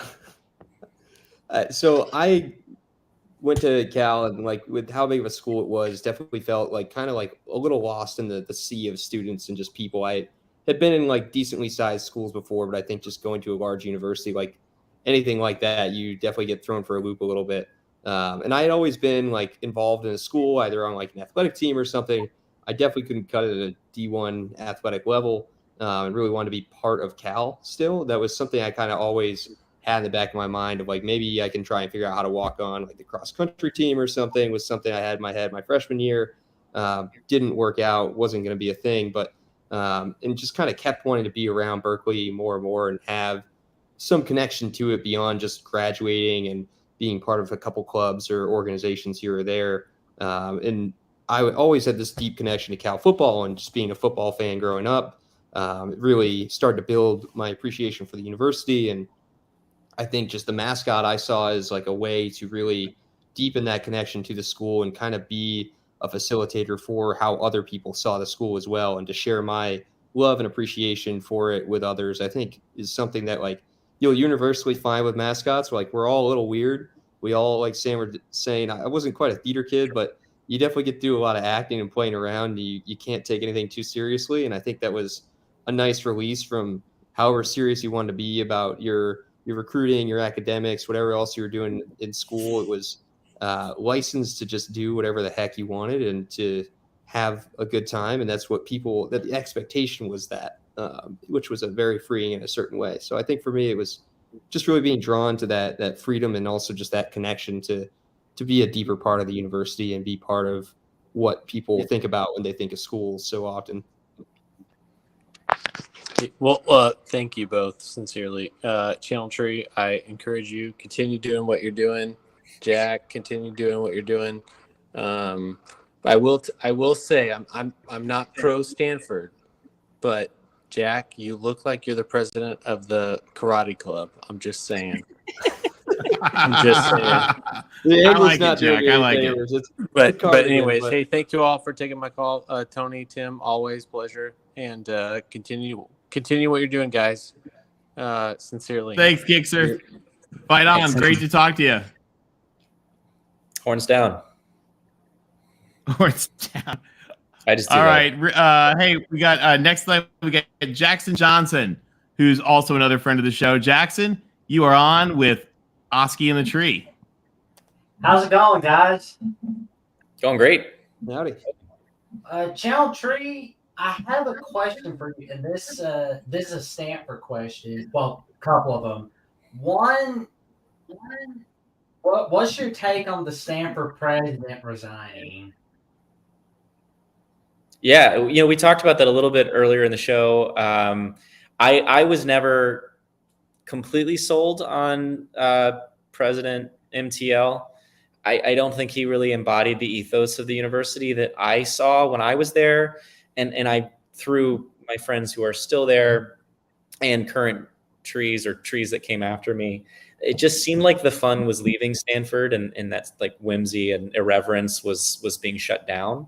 So I hope this ushers in a new era. I see it as like a really nice opportunity to reset and to like revive the health of the culture at Stanford. And another question I got for you, Channel Tree, is the Troy Taylor hire. Is it going to be a continuation of the Jim Harbaugh, David Shaw era where you're like winning? Or is it going to be back to the Buddy Tevens, Walt Harris era? Yeah, it's a good question. I hope we win some games. I think it was right to move off David Shaw. He, I think, just grew complacent and stopped caring about recruiting. And to me, that's proven in a year in which we got, I think, 22 3-star recruits and 6 4-star recruits, like all within 2 weeks this summer with Troy Taylor, an unproven coach. So, I think David Shaw was slipping and was becoming complacent. So I'm excited to have Troy in the first place. How do I think he's going to do? Hard to say, but I'll say this. He doesn't run a, trenches first, run it up the middle, or this is a chant we used to do in the band. Up the middle, pass, punt. That's David Shaw's offense. That is David Shaw's offense. So Troy Taylor's complicated West Coast air raid vibes about him, and I'm excited to see something different. If it fails miserably, it will be a more enjoyable failure than the absolute fizzle I've seen the last 3 years. Well, I learned a fun fact about you tonight, that you were an Illinois fan at one point. That's pretty cool, Channel Tree. That's right. Yep. My parents went to the 1985 Rose Bowl with Illinois. So yeah, I grew up a huge Illinois fan, mostly basketball and football. I walked through the Ron Zook era. I bet you love that Juice Williams upset over Ohio State in 07. Of course I do. QB sneak on 4th and inches to clinch the victory. I know. Incredible. Yeah, Aurelius Ben, wide receiver, totally underrated, Big Ten. It was a really cool year. Oh man, Jack, I got a question for you. Thank you, Jack. Okay, go ahead. I was saying I got a question for Jack Sweeney. So I'm looking at the Cal defense. The scoring defense last season was 78. The rushing game was 63rd in the nation. The passing game was 122nd in the nation. And the total yards allowed per game were 110th in the nation. What can Cal do to get the defense up and going? Yeah, I mean, I think I'm definitely not a coordinator or coach by any means, so I'm probably going to say some basic things, but I think we've had some problems, I think, just on the defensive line in terms of depth, really defensive and offensive. Both sides of the ball for the line for us has been a problem for the past few years. I think we've been trying to bring some folks in over the portal and really get that together, but it's definitely been difficult, and I think just really doing the best we can to get our recruiting back for our secondary, which had been for quite a while was really up there in terms of the number of guys we had who were either getting to the league and just making really big plays at corner and safety. And I think we've got a good continuity here of just bringing back some quality linebackers that hopefully will be able to step up a little more experience. But I think a big thing is just getting a lot of keeping the injuries down, keeping guys in play, and just trying to handle our depth as best as we can for where we have some problems there. I'm looking to see if Cal will get that defense up and going. I am ready to see them go nowhere but up. That's all. Me too. That's the only way, go up. And you were talking a little bit about like the last time you guys went to the Rose Bowl. That was in the 1958 season, but you lost in 59. But the last time you won the Rose Bowl was the 1938 Rose Bowl, where you beat this team, Alabama, from 1937. And you shared national championship with Pittsburgh. Incredible. But that was your second ever Rose Bowl win. Your first ever Rose Bowl win in California was the 1920 Rose Bowl against Ohio State from the 1919 season. More than 100 years ago. You'll be back. You'll be back. Yeah. We'll see what happens. If you thought Matt Brown screwed you over in the 04 season, wait until there was a playoff era. Y'all would have gotten screwed out of a playoff spot for sure. We've got a new dad next. Anything else, Jackson? I want to ask Channel Tree and Jack Sweeney two quick questions. One, what's it going to be like seeing USC and UCLA for the final time for the foreseeable future? And secondly, for those who want to talk about Cal and Stanford, where can everybody find you? I would say bittersweet to your first question. Love to hate them, hate to see them go. As far as where to find me, I'm not really online. I've got a LinkedIn. That's about it. So if you can find me there with my ambiguous Irish name, good luck. But otherwise, not too much for me. Sam takes all my PR requests. That's right. You know what? I will happily dox him on my Twitter if you're interested. Channel Tree's sports website. We cover Stanford. We're mostly on Twitter. We also post our articles to Reddit and Facebook, but that's like a Stanford Reddit forum. But yeah, if you're interested in that, but I think our Twitter is probably our most interesting content and most consistent. Excited to play USC and UCLA one last time. It is bittersweet. The Pac's better when we're all together, and it's just a shame that they're going to get $20 million more a year, $10 million more in expenses, so net $10 million each a year to play Iowa on national television. That was on purpose. I picked Iowa on purpose. Yeah, no, I mean it's just that's all. Well, there's always going to be the band is all over the field from the Cal-Stanford rivalry. So thank you, Jackson. Thanks, Jackson. thank you for having me on the Pac-12 chat show, and I am looking forward to reading some more Stanford stuff to pick my brain from Channel Tree. Please do. Hey, they're smart folks. You should. Thank you. I plan to. All right. Thank you. Tony, please tell me, Tony, that the new dad is not Jeffrey. Is that? Just tell me that right now. No, we have three more quick callers because I know we're longer than we expected. We have three more great folks. The first one, I want to give a shout out to friend of the show and devout Husky, Sergeant Go Pickles. Dogs. Go Dogs! And just found out today, and he announced it on Twitter, so we're gonna say it here. New twins are on the way. Congrats, Dad. Wow, congratulations, man. Yeah, I'm gonna have 3 kids, 2.5 and younger. It's gonna be quite the experience.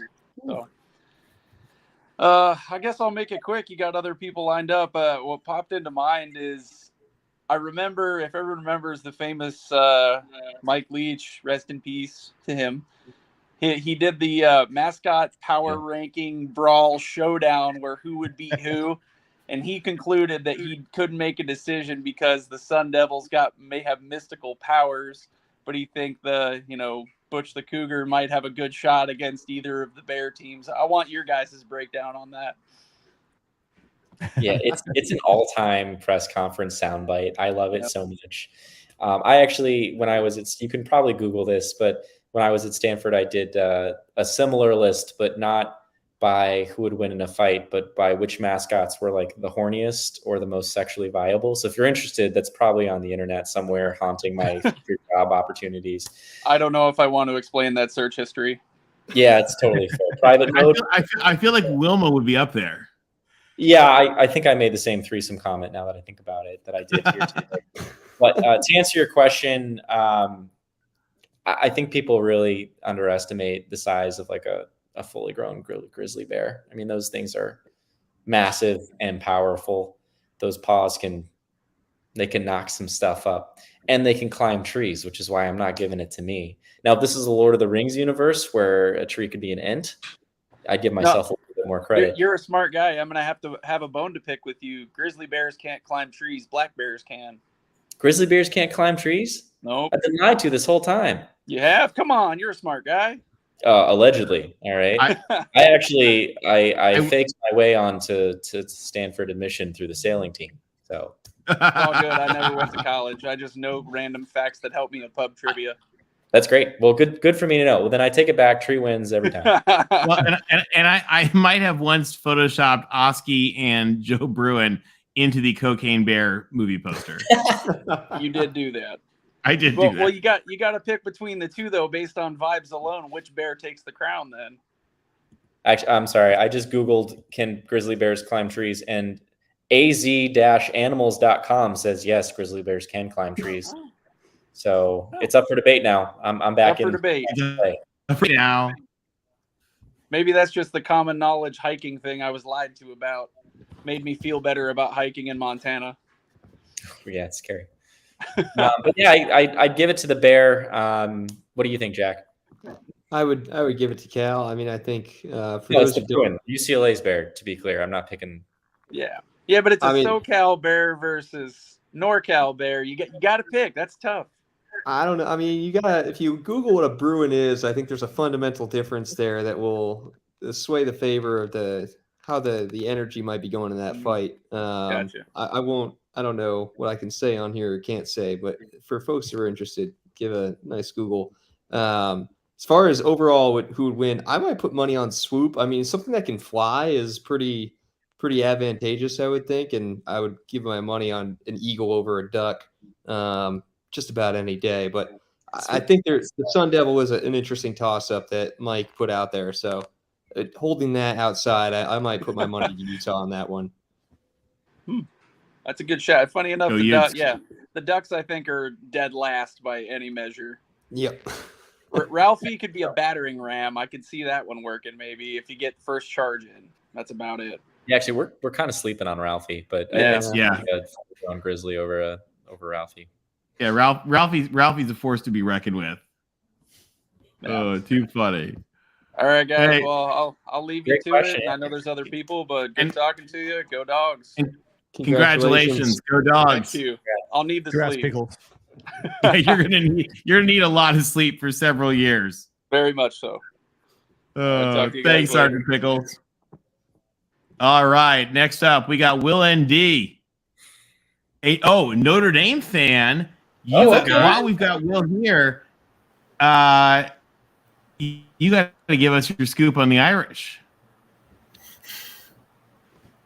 Jack, you're more Irish than me. You should answer first. Oh gosh, I mean, so I went to Notre Dame for the first time last season when Cal played Notre Dame at Notre Dame. Oh yeah, we snuck away with that one. Did sneak away. I would say, I will say in terms of fan bases, interesting crowd, but they did have some of my favorite T-shirts ever. I saw, it might have actually been Cal fans at Notre Dame, but actually no, it was a Notre Dame fan. They had made sexy OSKI T-shirts, and it was like OSKI's head on like a cheerleader, like a cartoon cheerleader. I didn't get myself one of those shirts, but it was definitely one of my favorite things I had seen. Apparently they did that for like whatever team would come to visit. They'd kind of do something funny like that each time. Mm-hmm. And hold on, right before we get to Will's question, who Will's a friend of the show, he'll forgive us for this. I thought this was a great question from the chat for you guys, from Gixxer Squid, wondering which stadium is actually the best accommodations for you guys. Like which stadium treats you guys the best? I don't know if anywhere, this might sound like a hot take. I don't know if anywhere treats you well. I think you kind of just find yourself a supply closet or something. It's usually pretty trash. It's worst at Cal or vice versa at Stanford, because for big game after like I think 20 years ago, some rugby player like tackled the tree. They both had to go to the hospital. They don't let us out for the last 5 minutes of the game. So they like lock us up in a room. So it's I'd say pretty bad all around. But shout out to Kansas State. They put me in a room with a lot of cool merch, and I put it in my tree's mouth, and I went home with it. Allegedly. Will, welcome to the show. You are on with OSKI in the tree. So I have to ask OSKI this. Were you there when Sonny Dykes was at Cal, Jack? I was for all 4 of my years were Sonny's years, yeah. So what were your thoughts on Sonny making it to the playoff? Like, were you happy for Sonny? Were you like, why couldn't you do better at Cal? Yeah, definitely a little bitter in the sense of like there was some jealousy for sure. He seemed to figure it out in one season right away at TCU. I was happy to see him do well. I mean, I think we were happy with where our program was in terms of coaching right now, and I had no bad blood for who Sonny was as a coach and everything he did. I will say, I think there was a lot of really a really incredible foundation that he unlocked, but I think Gary Patterson had built over the years with just everything that he had been putting into TCU in terms of the recruiting and the defense and everything that he had built in there, that Sonny really brought another level to with the offense. But it was definitely a little, for sure, bittersweet to anyone to see a team get all the way that far. And meanwhile, when Sonny was our head coach for his first year, he went 1-11. So, you know, bit of a trade-off there. Mm-hmm. So, Mr. Tree, were you at any of the ND Stanford games? I have emotional damage from the 2015 game. I do. Yeah, so that is probably, people ask me, what is your greatest? That's probably in the top 5 most painful losses, honestly. Totally fair. People ask me best games I've ever been to or best sporting moments.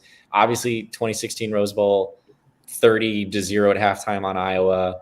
I'm going to keep hammering Iowa here because as an Illinois and a Stanford fan, it's fun. But then the Notre Dame game in 2015, we win on a last-minute kick by Conrad Ukronopa. I was in the band. That was the year I joined the band, and then 2 months later I became the Tree, something like that. Oh my gosh, that was just the most electric. And I almost didn't go to the game. It was Thanksgiving. I was back with my family in Atlanta, and my dad was like, no, you got to go. This is like college experience, go. And what an incredible game. Anyways, you guys actually outnumbered us in the stadium, which was hilarious. Oh yeah. Notre Dame travels better than we can travel from our dorm rooms to the stadium. But yeah, that was an insane game. Yeah, and for those of you who don't know what we're talking about, I think in the fourth quarter, there were like 6 lead changes, and including 2 last-minute drives that ended on like a 50-yard field goal. Both teams kicked field goals like with seconds left, but Stanford got the last one, and then that's what got us into the Rose Bowl, or that's what got us into the Pac-12 championship, and then to the Rose Bowl that year. Really, you want to? Oh, Tony, we lost Tony. No, I booted him out. Tony, keep going. I got rid of Tony. You guys carry on. I mean, I don't know. That was the most talented Notre Dame team I think I've seen. The coaching was bad on the defensive side, so like he like made us tear our hair out like watching his defensive play calling. But I mean, that Stanford team was also very good. Like I'm not saying that's the best Stanford team I've ever seen. You know, we didn't lose to a bad team, but it's just like the amount of talent on that team. There's so many of those guys are in the NFL, and I mean, to be fair, we did have a backup quarterback that year, Malik. I love Malik. He's one of my favorite quarterbacks. Just as a tremendous person, has his own YouTube show, so I love him. But great. Yeah, I have some attachment to that team because of the Showtime documentary they did. But yeah, so do you guys think that the coaches that you have in place, do you think Justin Wilcox can get over the hump and like be and Troy Taylor? Do you guys feeling hopeful with them that you can eventually get back to where Cal was in prime Tedford and maybe back to Harbaugh and Shaw, or at least be a consistent bowl team? Well, I think the great thing is if Wilcox doesn't work out and if Troy Taylor does work out, and what would usually be a nightmare for scenario for most schools, we can just welcome Troy Taylor to come home and bring Cal back to glory very quickly there. And we'll take Mark Madsen, and it'll be a fair trade. I'm hopeful, though. I think Wilcox is a really fantastic coach. He's got the right mentality, especially for Cal. He's trying his best to build the right staff he needs, and it's definitely – we'll see what happens, but I've definitely got some good faith for him. Mm-hmm. And like I said earlier, I'm excited to see what Troy Taylor can do. I don't know what we're going to be as we exit the golden era. Transfers have absolutely decimated Stanford. I mean, I don't think before in basketball, we had never had a non-grad transfer ever until like this year. And it was kind of an unremarkable transfer, not a game changer. You know, Cal, I don't know if I'm pointing at Jack, but in my perspective, I am. You know, Cal gets a new coach and they now have 12 new players. Like, the transfer portal has created a world in which schools with no academic standards, like University of California, Berkeley, can just delete all of their players and insert an entirely new lineup. And Stanford can't do that. And it's the same on the football side. You know, USC last year, their quarterback was a transfer. Their coach was a transfer. Their 2 running backs, it was Austin from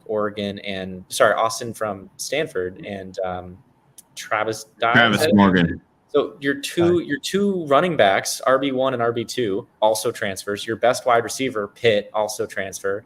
We're creating a world in which, you know, one, NIL, you can just throw bags of money at transfers. And then anyways, Stanford's at a disadvantage. And you know, we've got a new NIL program that's starting that's trying to like lean on business connections and like real world training and other things that other schools might not be able to provide. Because we can't compete monetarily. Mm-hmm. So that's interesting. But like this next 5 years is going to be interesting. Like, can we compete in the transfer portal era? Can we compete in the NIL era? I think we're going to do better than most people think we're capable of. But at the end of the day, like it's just a big question mark. So I don't know. I don't know what the ceiling is. It's got to be hard finding millionaires and billionaires from Stanford. So I wish you guys luck. It's got to be hard finding millionaires and billionaires from Stanford who care about sports. Okay. I think that's the tough part, and they just don't. You can't get Larry and Sergey to be like, you know what? Let's win a national championship. You'd hope, but no, they don't care. Just dipped into the endowment like you did with memorabilia when no one's looking. Hey, I'm all for pulling from the endowment. I don't understand where that money's tied up, but like, let's get this thing going. Well, I laughed during all this ridiculous, stupid, like Big 12, Pac-12 stuff. Like in the old days when the Pacific Coast Conference split apart, the UC regions Regent Hurst, who controlled half of the media of the West Coast, and Regent Chandler, who controlled the other half, ensured that like the media end was taken care of. And so with some of this, I've been like, wow, wouldn't it be nice if Stanford could tap in Google and YouTube to like get rid of some of this? Wouldn't that be nice? Yeah. Again, like Stanford's got some really interesting alumni, but they don't care about sports, and a lot of the students don't care either. So what can you do? It's really hard to like mobilize an NIL base. Frankly, most of our donors give to the academic departments. All of the money I've given, the small amount has gone straight to the band. So, we all have our things we pick. So. That's good. It's good. It's going to a good home. I feel like there's some, I don't remember the specifics, but there's like some Andrew Luck story, right? About how he's like walking on campus, like either like Saturday morning or it's like, maybe it's like Sunday afternoon or something. And he like sees someone, he's like on his way to study or whatever. And like some guy doesn't know, like have any idea who he is. And it's like, oh, what'd you do yesterday? And it's like, some huge like game they had. Yeah, it sounds exactly right. I'm painting like a really negative picture. Like there are sports fans there, but yeah, they're super fair weather. And like, again, I left to do homework my freshman year before I became, a serious convert. But yeah, it's so, I have no idea about fair weather fans. I don't know. I have no idea what you're talking about, but yeah. Oh, just Google Clay Helton. You'll find everything you need. Clay Helton with the L. My boy, Clay Helton. Too funny. Will, anything else? No, I just think you guys are great representatives of your universities, and it was great having you on the PAC show. You guys were awesome guests, so thanks for coming on, supporting the show. Thanks, Will. Thanks for having us. Yeah, as a parting story, we played Notre Dame in women's basketball my last year as Tree, like last week as Tree, and I painted on my butt. Rudy was only okay, and then like 2 stars, and I just like I would moon Notre Dame fans. It was like the angriest I've ever seen them. That's great. Yeah, that's great. That's great. It's funny. We have one more question here from another friend of the show, Jeffrey. We'll just bring him in anyway. Hold on, we need to move somebody you're out. Not waiting a child, are you? Well, I'm going to put you in the back room. You don't go ahead. Jeffrey, you are on. You are our last questioner here. We're keeping him over. You're on with Jack in the Tree. Yeah, it's great to be on. I will have to say one thing, though, real quick. Tim and Tony, it's kind of nice that the Pac-12 chat show, we're talking about Cal and Stanford, it's not just USC. So that's kind of nice. And I will say one more thing, one more joke, and then we'll actually get to the serious stuff. Cal Stanford last year should not have been on the Pac-12 network. I couldn't watch the game, man, the play. It's like I wanted the anniversary of the play. They're going to put that game on the Pac-12 network. I'm like, I can't even watch it. It was terrible. That was a travesty. But on a serious note, I guess first for you, Jack, talking about, Justin Wilcox. I know a lot of people, when he was hired at Cal back in 2017, thought that he was going to work out, really well, that Cal was going to get it turned around, back in the era, the Tedford era with, Aaron Rodgers, all that kind of stuff. They had a decent moment with Jared Goff, but wasn't great either. Do you think that Justin Wilcox can fix it? I know this has already been asked, but I mean, do you honestly think in your mind that he will fix it, or will he get fired at the end of the day? Yeah, I mean, listen, I'm probably the wrong person to ask this because I tend to be a bit of an eternal optimist. But I mean, I've met Justin. I've been lucky to meet him a couple times here and there, and had some conversations with him. And I think he is the right guy for the job. I think Berkeley's a tough place to be successful as a coach for like Sam kind of mentioned. I mean, we have the same problem with a lack of student support. There's not a huge academic faculty support. A lot of them would rather we kind of disband the athletic program and put the money into research, since it does so much for the school and just the recognition there. Let alone, I think the academic standards for both schools are pretty hard to get students in, and really just the city of Berkeley, I think, especially during the COVID years, was especially difficult, and I think hamstrung a lot of the early progress that we were kind of making, set us back to square one. So I do think Justin is the guy to figure it out. I think he's been doing a lot of good stuff, but I think not necessarily a school where it's super easy to pull things together overnight compared to some other places where there might be a little bit more of a favorable climate there. Yeah, that makes sense, 100%. Yeah, Erica's comment is classic. What is Indiana's mascot look like? I saw the bison comment. It's like that was in the 60s. They don't have a mascot. So you guys would not be able to be at Indiana if you wanted to be, the mascot, which, I think that's really cool that both of you guys are. It's awesome. To you, Mr. Tree, I think, talking about Stanford, you got obviously Troy Taylor. Were you surprised they hired him? Or were you expecting someone else to get hired, besides, like, who did you think they would hire versus him? And, were you surprised he was hired? I was wary, because you're hiring a Cal coach that could potentially try to jump ship to a program that's near and dear to his heart. Really, what's tough about hiring a coach at Stanford is, like, if they have success and they're a revenue sport, chances are they'll go to a bigger program, right? That's just the reality of it. Non-revenue sports, you can enjoy a nice lifestyle in, expensive Palo Alto and have a recruiting edge over other schools. But revenue sports, you might as well go to Michigan and be Jim Harbaugh or go to the Niners, whatever. So I was wary. I thought Jason Garrett was going to get it. He interviewed for the job and he was so aggressively mid for the Cowboys. I was like, this is right up. This is David Shaw part 2. I was ready for it. I was bracing for it. And I think we lowballed him. And he said, no, I think that's what happened. That's what my sources said, but my sources aren't as good as Tony's, who knows everything somehow. Do you think that if the transfer portal, hadn't have got crazy like it is now, and NIL hadn't have got crazy like it is now, do you think that David Shaw would have, basically continued coaching Stanford for a lot longer, maybe been able to retire? Do you think that he would have gotten fired anyway?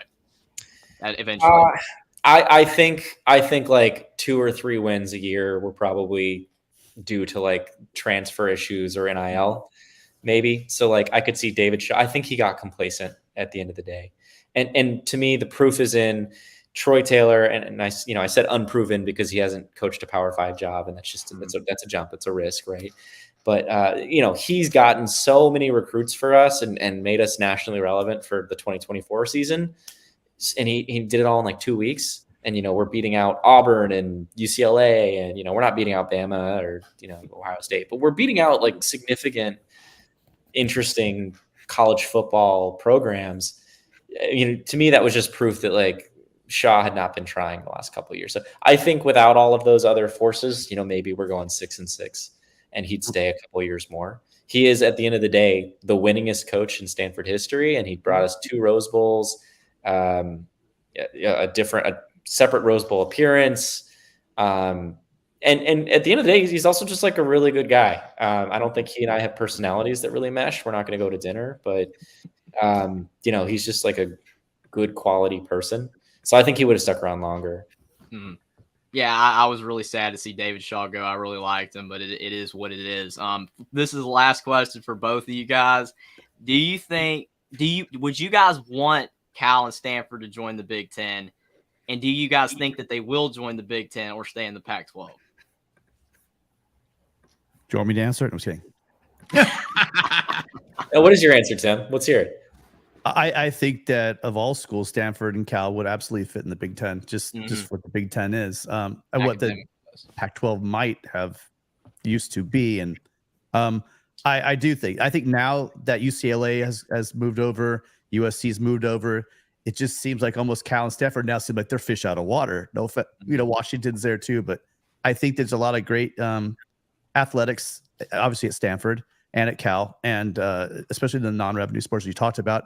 And academics obviously would fit in very well in the Big Ten. And I think that both schools might jump in the situation because it is the Big Ten. So I studied under USC's longtime president, Stephen Sample, and knew him. And he talked a lot about sports. I think he would have been very excited about the Big Ten, but I do not think he would have let Cal or Stanford out of his sight. Yeah, that makes sense. Yeah, I don't. I know what he thought about Cal and Stanford, and he wanted to beat you guys in, like, everything. but he would not have let you out of his sight. He would have brought you along. Well, I kind of hope they go to the Big Ten. I mean, really, at this point, since everybody's going to the Big Ten or SEC, might as well. But we didn't get your answer yet. I'm sorry. We're chiming in. We're answering Jeffrey's question, not the people that it's for. No, you're good. I would have a similar feeling about. I know I said earlier. I kind of hope we go if it does. Push comes to shove. I also think there's just with the legal entity of the UC system. I think Cal and UCLA are a little more intertwined than most folks might pay attention to. That if the opportunity does show up, there might even be less so of a if Cal wants to go, but more the fiduciary duty of the UC regents having to push them in because it's if there is that financial outcome that is a net positive for them, it's kind of what they have to do just by their nature. And I know there's been some pressures going on in the past of trying to keep the two together, and I think it will continue to be part of what goes on behind the scenes, at least for Cal in that whole situation, should the opportunity arise. And the courts always want to see that reconciliation and save you that calamony, UCLA. So there you go. Right? I don't know what you're talking about. We don't have any money. They already get subsidized by the state. They don't need to get subsidized by the school that they call like the non-flagship, even though we're ranked higher. We'll take your money. And hey, Stanford struck gold taking a shot at a coach that coached at USD and Jim Harbaugh. So you never know. You never know what could happen. It could be the right coach. Troy Taylor, like Tony loves to say, I'm not sure you guys are going to finish there, but you guys are pulling some top recruits, guys that are on the target list for a number of programs across the country. So I think he's doing his first splash is for first look at him. It looks like it's really solid. No, I agree. Yeah. It's promising. It's more than I could have asked for. And it also, I feel like, again, is a nice reminder or indictment of the previous administration's last few years, where we were begging for a 4-win season after consecutive 3-win seasons. So, I said it before, but I hope we stay. I like the Pac-12. I like the history behind it. The only way in which I want to leave is if we can have this massive Big Ten that includes all the Pac-12 and all the Big Ten, and then we just, again, regionalize it within.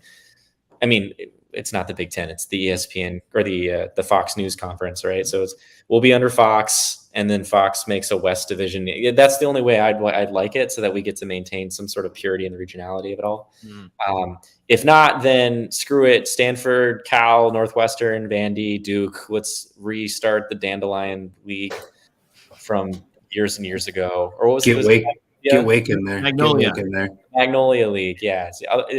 That's my red pill response. I kind of like the Dandelion League better, to be honest.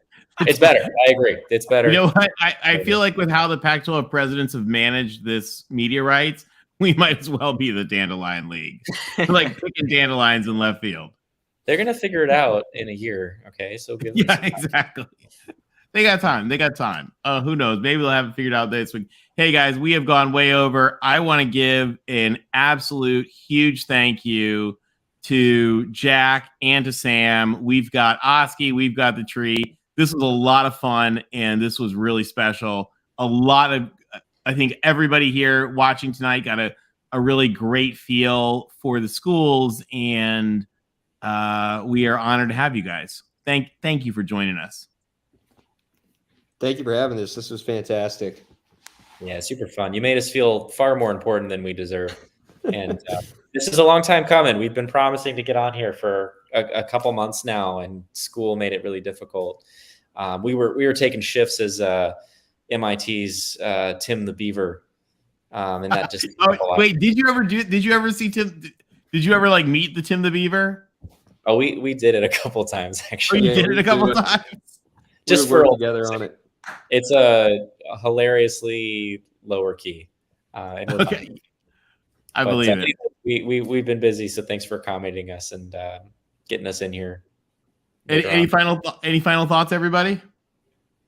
No, again, it's a really great experience. That you guys are awesome. I mean, talking to you guys, I mean, it's always great to talk to, different type people in the sports world. And I mean, you guys are great representatives of your university. And I really would like to see Cal and Stanford win a lot more, whether they're in the Big Ten or in the Pac-12, for everybody, but especially you guys, because again, you guys are pretty cool. That was a lot of fun talking to you guys.